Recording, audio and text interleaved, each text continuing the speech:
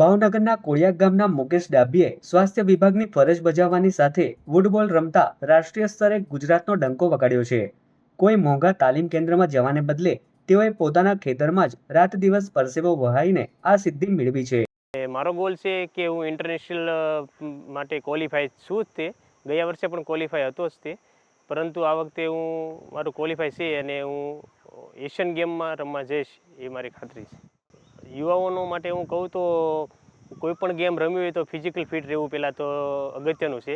જેમ કરીને કહું તો પહેલાં યોગાસન પ્રાણાયામ ફિઝિકલ એક્ટિવિટી રનિંગ છે એ બધું કરવું જરૂરી છે, જેના થકી તે કોઈ પણ ગેમ તમે રમશો તો આ તમે બીજી કોઈ પણ રમતમાં એચીવ કરી શકશો।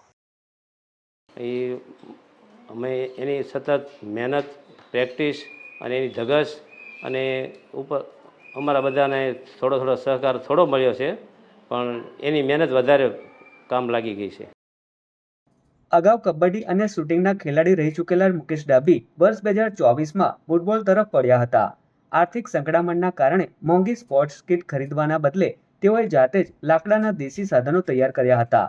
યોગ, પ્રાણાયામ અને નિયમિત દોડને ફિટનેસનો મંત્ર માનતા મુકેશભાઈનું હવે પછીનું લક્ષ્ય એશિયન ગેમ્સમાં દેશનું પ્રતિનિધિત્વ કરવાનું છે।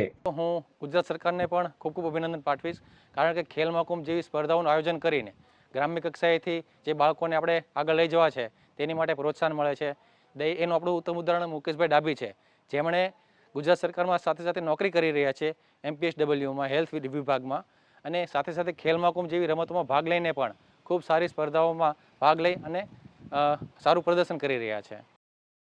આ આકરી મહેનતના જોરે તેઓએ છત્તીસગઢ નેશનલ ગેમ્સ 2026ની ટીમ ઇવેન્ટમાં ગોલ્ડ અને ડબલ્સમાં બ્રોન્ઝ મેડલ જીત્યો છે।